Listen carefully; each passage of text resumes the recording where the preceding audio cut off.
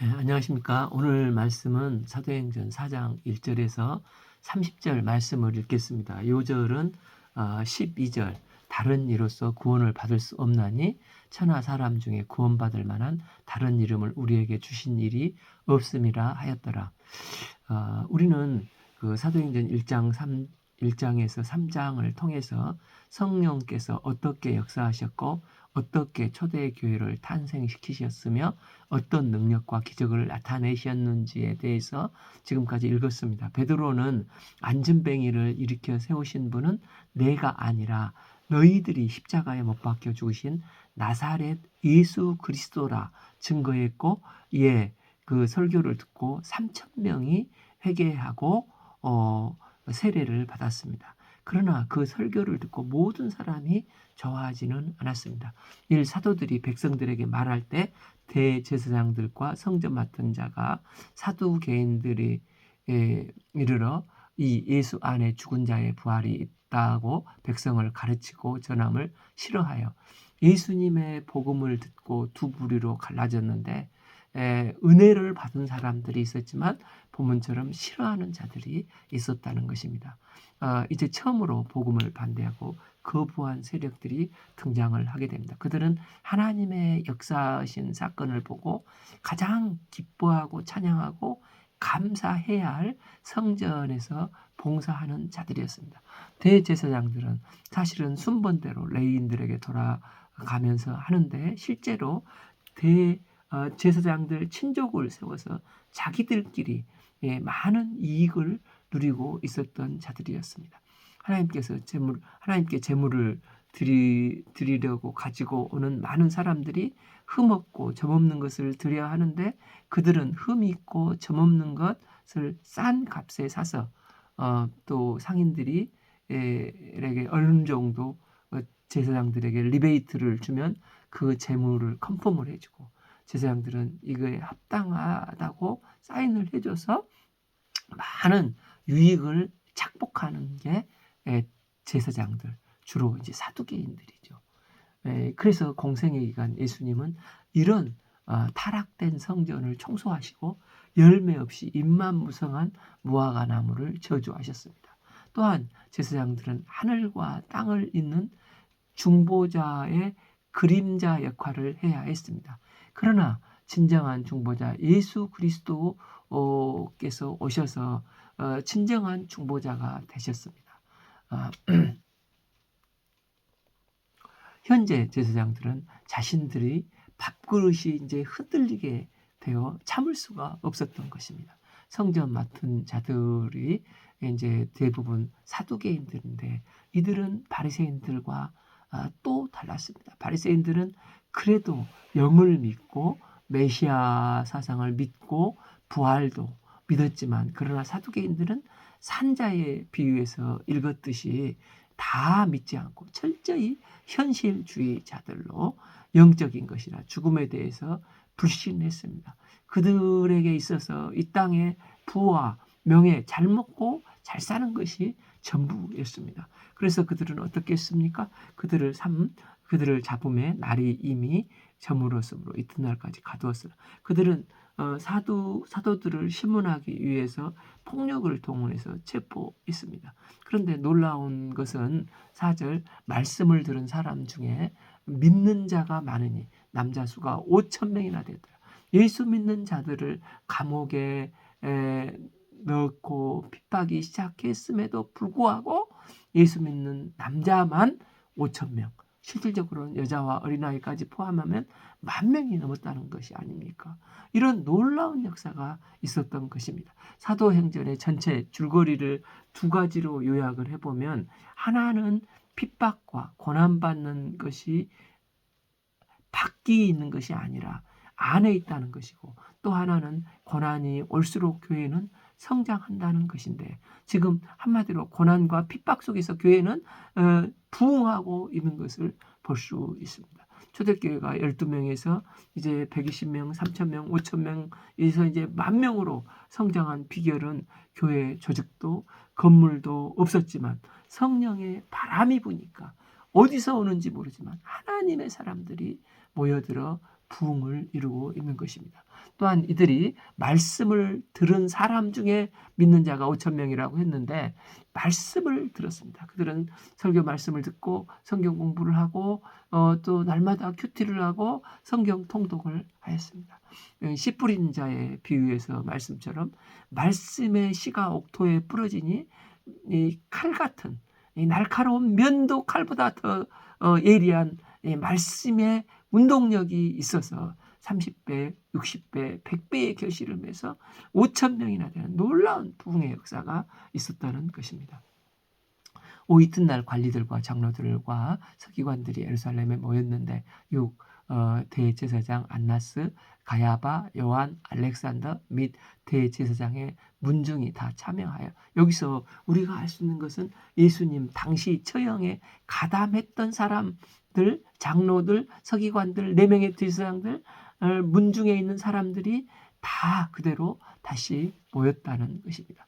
그들이 모여서 7사도들을 가운데 세우고 묻되 너희가 무슨 권세와 무슨 누구의 이름으로 이 일을 행하느냐. 지금 종교 지도자들은 나사렛 예수 그리스도의 이름 권세가 안전병이를 일으켜 세웠고 많은 무리들이 회개하고 주님께 돌아온 것이 주 관심인데 그들은 이것에는 전혀 관심이 없습니다.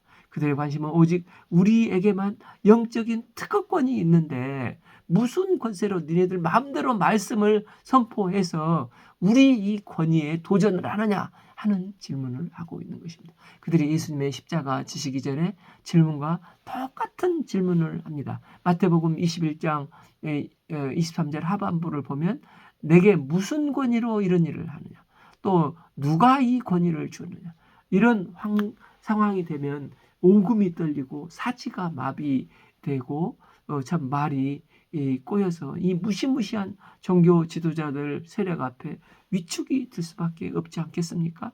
과거 베드로는 그들이 두려워서 감히 가까이 가지도 못하고 결국 예수님을 부인했지 않습니까? 그런데 8절에 보면 이에 베드로가 성령 충만하여 이르되 백성의 관리들과 장로들아 만일 병자에게서 행한 착한 일에 대하여서 이 사람이 어떻게 구원을 받았느냐고 오늘 우리에게 질문한다면 10. 너희와 모든 이스라엘 백성들은 알라. 너희가 십자가에 못 박고 하나님이 죽은 자 가운데 살리신 나사렛 예수 그리스도 이름으로 이 사람이 건강하게 되어 너희 앞에 섰느니라. 베드로는 그들의 공격적인 질문을 받고서 담대하게 성령 충만하여 대답을 하였습니다. 그리고 질문을 바꿔 대답을 합니다. 즉 누구의 권세로 이 기적을 베풀었느냐 이 비본질적인 질문을 하는 이 종교 지도자들에게 병자에게 행한 일에 대해서 이 사람이 어떻게 구원을 얻었느냐 하는 본질적인 질문과 대답을 하고 안전뱅이가 일어나 건강하게 된 것은 자기가 아니라 나사렛 예수 그리스도의 이름 권세인 것을 증거하고 있습니다. 11. 이 예수는 너희 건축자들이 버린 돌로서 집 모퉁이의 머릿돌이 되었느니라. 종교 지도자는 예수를 건축자들의 버린 돌처럼 아무 쓸모없는 것으로 취급하여 십자가에 못 박혀 죽였습니다. 그러나 예수님은 십자가에서 죽으시고 부활하심으로 우리의 구원의 모퉁이돌이 되셨습니다. 그리고 하나님 나라의 모퉁이돌이 되셨습니다. 베드로는 이제 아주 중요한 결론을 증거합니다. 12. 다른 이로서는 구원을 받을 수 없나니 천하의 사람 중에 구원을 받을 만한 다른 이름을 우리에게 주신 일이 없었느니라 하였더라. 우리는 신앙이 어릴 적 신앙생활 하다가도 가끔 여러 가지 도전을 받고 또 유혹을 받고 하면은 마음이 흔들리고 의심이 생길 때도 있습니다. 그러나 천하 사람 중에 구원받을 만한 다른 이름을 우리에게 주신 일이 없느니라. 이 말씀을 받을 때 잘 박힌 목과 같이 내 마음에 팍 박히면은 이 말씀을 붙들면은 세상 어떤 가운데서도 용기가 생기고 담대한 믿음이 생겼지 않습니까? 천하에 다른 이름으로는 구원이 없다. 내가 믿는 예수님만이 유일한 구원자이시다 할 때 우리의 마음이 얼마나 놀랍고 기쁘고 감사하고 안심이 넘쳐 흘렀습니까? 구원은 오직 예수님에게만 있습니다. 다른 이름으로 구원을 주겠다고 하나님은 약속하신 일이 없습니다. 이 말씀 때문에 우리가 헌신하는 삶을 살 수가 있습니다. 예수님의 이름 권세만이 우리를 죄와 죽음에서 유일하게 구원할 수 있습니다. 석가, 공자, 아리스토텔레스 같은 현인들은 우리의 이성과 양심을 깨워줄지는 모르지만 그들도 죄인들입니다. 그렇기 때문에 그들이 우리를 죄와 사망에서 결코 구원할 수 없습니다. 진정한 구원은 인간이 인간을 구원하는 게 아니라 하나님이신 하나님이 인간을 구원하셔야만 합니다. 그러나 하나님이 하나님으로 계시면 구원이 불가능해집니다. 자유의지를 가진 인간이 선악과를 따먹고 범죄했기 때문에 죄 문제를 인간이 해결을 해야 됩니다. 하나님이 인간이 되셔서야만이 구원이 그래서 가능해진 것입니다. 인간이 범죄했을 때 하나님은 창세기 3장 15절에서 메시아를 약속하셨고 그 약속대로 구약의 줄기차게 흐르는 구약대로 하나님이신 성자 예수님이 이 땅에 성육신하셔서 십자가에서 대속의 피를 흘려 죽으셔서 그를 믿는 자를 구속하셨습니다. 그래서 베드로는 천하의 다른 이름으로는 구원이 없다. 천하 사람 중에 구원받을 만한 다른 이름을 우리에게 주신 일이 없다. 담대하게 선포하는 것입니다. 13. 그들이 베드로와 요한이 담대하게 말함을 보고 그들을 본래 학문 없는 범인으로 알았다. 이상히 여겨 또 전에 예수와 함께 있던 줄도 알고 또 14. 병 나은 사람이 그들과 함께 서 있는 것을 보고 비난할 말이 없는지라 유구무원이 된 것입니다. 그들은 베드로와 요한이 기탄 없이 담대하게 말하는 것을 보고 놀랐습니다. 또한 본래 학문 없는 범인으로 갈릴리 어부 출신 베드로가 어떻게 저렇게 성령 충만하여 영적인 지혜를 가지고 기탄 없이 구약을 풀어가며 담대하게 하나님의 복음과 그리스도 사건을 해석하고 말씀을 증거하는가 놀랄 뿐입니다. 또한 그들은 함께 지금 병 나은 사람이 함께 서 있는 것입니다. 안진뱅이가 일어나 지금 사도들과 함께 서 있다는 사실보다도 더 확실하고 강력한 증거가 어디 있겠습니까? 15 명하여 공회에서 나가라 하고 서로 논하여 이르되 16 이 사람들을 어떻게 할까? 그들로 말미암아 유명한 표적 나타난 것이 예루살렘에 사는 모든 사람에게 알려졌으니 우리도 부인할 수 없는지라. 종교 지도자는 더 이상 할 말이 없었습니다. 베드로와 요한이 성령 충만하여 그리스도를 제시했을 뿐 아니라 예수님에 대해서 너무나 잘 알고 있었고 또 그들에 대해서 능력과 간증과 산 증인 앞에 서 있었기 때문에 그들은 할 말이 입이 10개라도 할 말이 없어 괴로워 고민을 하고 있는 것입니다. 그래서 그들이 어떻게 할 수 없어서 이제 물리적인 어거지 위협과 압력을 넣고 있습니다. 17 그들이 민간에 더 퍼지지 못하게 그들을 위협하여 그 후에는 이 이름으로 아무에게도 말하지 말게 하자고 18 그들이 불러 경고하여 도무지 예수 이름으로 말하지도 말고 가르치지도 말라 하니라. 그들도 그리스도 예수와 진리의 성령의 역사하심을 부인할 수가 없었습니다. 그런데 한 가지 할 수 있는 것은 그분의 진리와 생명을 드러내는 그리스도 역사를 가리고 억누르고 성도들이 빛을 드러내지 못하도록 감추어 숨기는 것은 할 수 있다고 생각을 했습니다. 그리스도인의 빛과 소금의 역할을 감당하지 말라는 것입니다. 그러면 우리도 더 이상 너희들을 박해하고 위협하지 않겠다는 것입니다. 이게 그 사탄의 전략입니다. 다니엘과 그 친구들은 이스라엘이 멸망한 후 바벨론으로 끌려갔지 않습니까? 1장 7절에서 환관장이 그들의 이름을 고쳐 다니엘은 베드살살, 하나냐는 사드락, 또 미사엘은 메삭, 아사랴는 아벳느고라고 했습니다.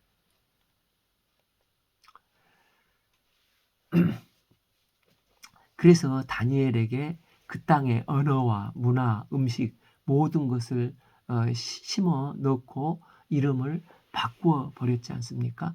다니엘의 이름은 하나님의 심판자라는 뜻으로 이런 뜻을 베드살살, 그러니까 그 벨이 생명이고 벨이 구원이다. 하나님의 공의와 심판을 나타낼 다니엘이 이제 우상의 생명을 드러내도록 바꿔버린 것입니다. 또 하나님은 은혜로우신 분이다. 그 존재 자체가 하나님의 은혜를 드러내야 하는데 이제 달신 율법의 사드락으로 율법의 사드락의 우상 숭배의 율법 명령을 지키는 자로, 또 미사엘은 하나님 같은 자가 누구신가인데 이름을 메삭, 아쿠, 우상 같은 신이 어디 있는가 하는 존재로, 아사라는 여호와는 나의 도움이시다 뜻인데 그를 아벳느고, 즉 느고의 종으로 살아가는 자, 정반대로 바꿔버린 것입니다. 그러면서 바벨론 문화에서 바벨론 신을 섬기며 황제 섬기면 적당히 잘 먹고 잘 살게 해주겠다는 것입니다. 이처럼 세상은 언제나 성도들을 위협하면 안 되기 때문에 위협해서 신앙을 잃어버리게 할 수는 없으니까 위협을 해서 세상과 적당히 타협하면서 살아가도록 유혹을 합니다. 그런데 예수님은 산상수훈에서 제자들에게 분명히 말씀하시지 않았습니까? 너희는 세상의 소금이고 너희는 세상의 빛이다. 세상의 소금이 만일 그 맛을 잃으면 무엇으로 짜게 하리요? 후에는 아무 쓸데없이 다만 밖에 버려져 사람에게 밟힐 뿐이니라. 우리가 맡겨주신 빛과 소금의 사명을 감당하지 않고 세상과 똑같이 적당히 타협하며 살아간다면 우리에게는 그들에게 주는 더 이상의 위협이나 박해나 고통이 없을 것입니다. 그러나 아무 쓸데없이 다만 밖에 버려져 사람들에게 밟힐 뿐입니다. 우리가 그리스도인으로 빛과 소금의 역할을 포기해버린다면 사탄은 더 이상 성도를 핍박하지 않지만, 그래서 우리가 이런 위험 앞에서 진짜 살펴봐야 할 것은 초대교회 사도들과 성도들은 세상 핍박과 박해의 한복판에 들어갔을 때 이런 위협과 박해 가운데서 어떻게 했는가를 살펴봐야 합니다. 베드로와 요한은 그들의 해와 협박 앞에서 어떻게 대답했습니까?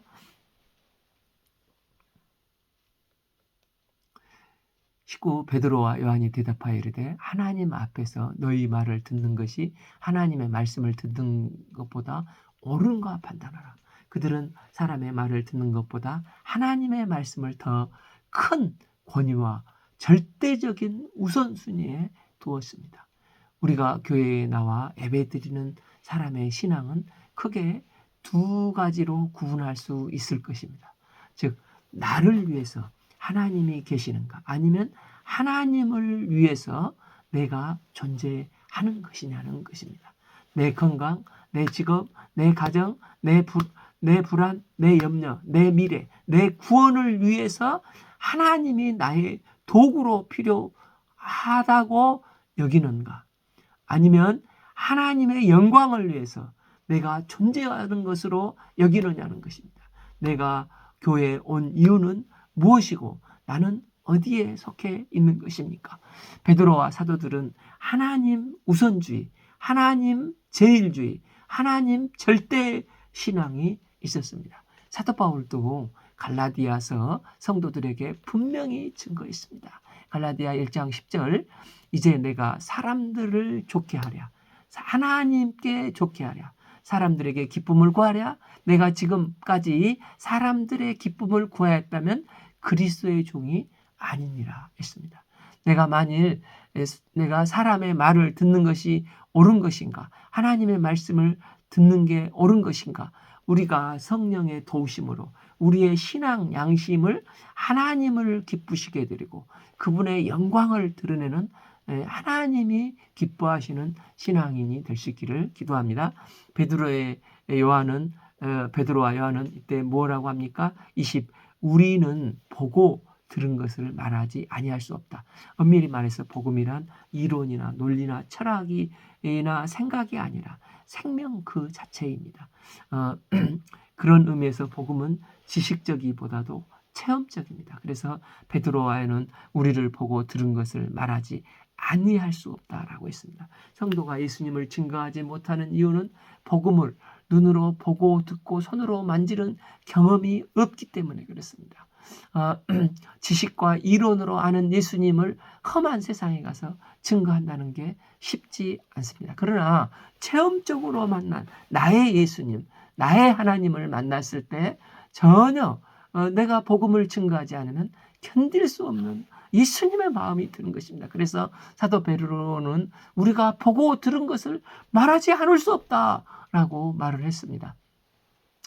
그때 반응이 어떻습니까? 20일 관원들이 백성들 때문에 그들을 어떻게 처리할지 방법을 찾지 못하고 다시 위협하여 놓아주니라.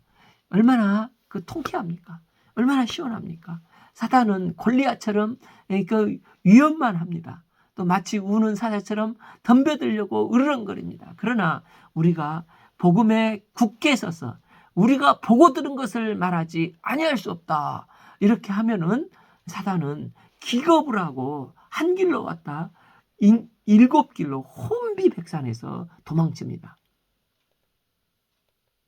이처럼 절대적인 말씀에 붙잡혀 있는 사람, 성령에 붙잡혀 있는 사람은 복음 안에서 반드시 승리합니다. 둘째, 또한 공동체 사람들의 반응을 보십시오. 21절 하반부를 보면 이는 모든 사람들이 그 된 일을 보고 하나님께 영광을 돌립니다. 하나님께 그 공동체는 영광을 돌려드렸습니다. 성령의 열매는 하나님께 영광을 돌리는 것입니다. 우리가 매주 예배드리고 주일 예배를 섬기고 주님의 일을 섬기는 것은 하나님의 영광을 돌리기 위해서입니다.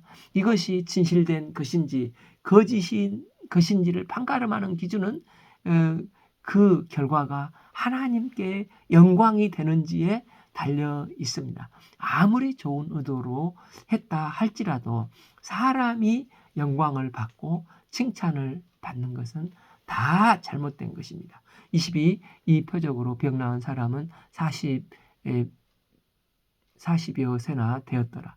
23. 사도들이 노임의 그 동료들에게 가서 제사장들과 장로들의 말을 다 알리니. 이 말씀을 볼 때 안진뱅이는 날 때부터 40년 안진뱅이로 살아왔습니다. 그런 그가 이제 복음의 산 증인이 되어 하나님께 영광을 돌려드리고 있습니다. 하나님이 누구든지 치유해 주시는 것은 아닙니다. 그러면 치유의 근본 목적은 예수 그리스도가 오심으로 이제 하나님 나라가 임했다는 것입니다. 24. 그들이 듣고 한마음으로 하나님께 소리를 높여 이르되 대주제여 천지와 바다와 그 가운데 만물을 지으신 이시여. 여기서 우리가 볼 수 있는 것은 그들은 합심 기도를 했고 소리 높여 통성 기도를 했습니다. 우리가 언제 소리를 지릅니까? 너무나 감당할 수 없는 벅찬 기쁨이 있었을 때, 기쁜 소식을 접했을 때 환호를 하지 않습니까? 또한 사람이 너무 기쁘면 소리를 지르고 춤을 추고 춤을 추입니다. 또한 슬픔이 극에 달해도 소리를 지릅니다. 지금 백성들은 하나님의 사건이 너무나 놀랍고 성령의 역사하심이 충격적이었기 때문에 성령의 생각이 그들에게 너무나 강력하게 움직였기 때문에 감동하여 소리를 지를 수밖에 없었습니다. 그러면 그들이 기도 내용이 무엇입니까? 그들은 하나님의 이름을 불렀습니다. 그들은 안진뱅이가 일어나고 핍박하던 그들이 다 떠났다는 소식을 듣고 온 우주를 통치하시는 창조주 하나님을 느낀 것입니다. 그래서 대주제여 천지와 바다와 그 가운데 만물을 지으신 이여 하며 기도를 했습니다.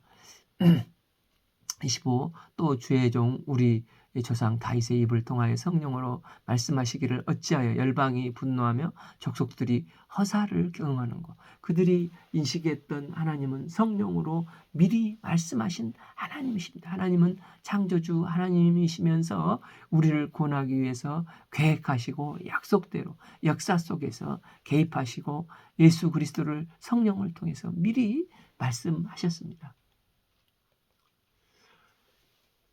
26 세상의 군왕들이 나와서 관리들이 함께 모여 주와 그리스도를 대적하도다 하신도라. 이 말씀은 시편 2편 1, 2절 말씀이지 않습니까? 오래전에 다윗의 입을 통해서 메시아와 성도들을 핍박할 것을 말씀하셨는데 지금 여기서 이 일이 일어나고 있다는 것입니다. 27 과연 헤롯과 본디오 빌라도는 이방인과 이스라엘 백성들과 합세하여 하나님께서 기름 부으신 거룩한 종 예수를 거슬러 28 하나님의 권능과 뜻대로 이루려고 예정하신 그것을 행하려고 이 성에 모였나니 헤롯과 빌라도가 예수 그리스도를 죽였지만 사실 그 전부터 예수를 대적하였던 세력이 있었다는 것입니다. 평소 헤롯, 빌라도 또 사두개인, 바리새인들은 서로 대적자였는데 그러나 예수를 죽이기 위해서 그들은 공모를 하고 하나님께서 기름 부으신 거룩하신 종 예수를 거슬러 처형하기 위해서 서로 만난 것입니다. 예수님은 우리를 구속하기 위해서 인간의 몸을 입고 종의 모습으로 이 땅에 오셔서 십자가에 죽기까지 순종하셨습니다. 29 주여 이제도 그들의 위험함을 굽어 보시옵시고 또 종들로 하여금 담대히 하나님의 말씀을 전하게 하여 주시옵소서. 그들의 기도는 이것이었습니다. 예수 그리스도를 바로 믿으려 하는 자는 누구든지 위험과 고난 속에 있습니다. 그들은 고난이나 위험한 상황을 피하게 해달라고 기도를 하지 않았습니다. 위험이 있지만 그 속에서 그들이 포기하거나 타협하지 않고 그리스도의 복음 앞에 담대히 설 수 있도록 이 복음을 굳게 서서 복음 앞에 굳게 서서 담대함과 능력을 가지고 복음을 증거할 수 있도록 기도했습니다. 지금 베드로 요한이 섰던 공회는 얼마 전 예수님께서 사형 언도를 받았던 곳이지 않습니까? 그래서 나도 어쩌면 이렇게 복음 정하다가 죽을 수도 있겠다 하는 두려운 생각이 들 수도 있었습니다. 그런데 그들은 그 가운데서도 상황을 바꿔달라고 기도하지 않고 담대히 하나님의 말씀을 증거해달라고 할 수 있게 해달라고 기도했습니다. 빌립보서 4장 6절 아무것도 염려하지 말고 다만 모든 일에 기도와 간구로 너희 구할 것을 감사함으로 하나님께 아뢰라. 그리하면 상황을 바꾸어 주시는 게 아니라 17절 그리하면 모든 지각에서 뛰어나신 하나님의 평강이 그리스도 예수 안에서 너희 마음과 생각을 지키시리라.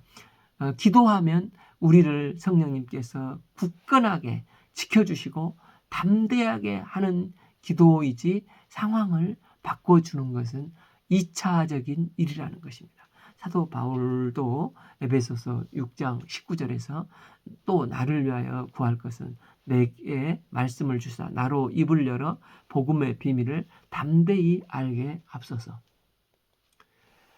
또 한 가지는 30절 손을 내밀어 병을 낫게 하옵시고 표적과 기사가 거룩한 종 예수 그리스도 이름으로 이루어지게 하옵소서 하더라. 우리가 세상에서 살 수 있는 유일한 힘은 하늘로부터 오는 영적인 힘을 덧입을 때입니다.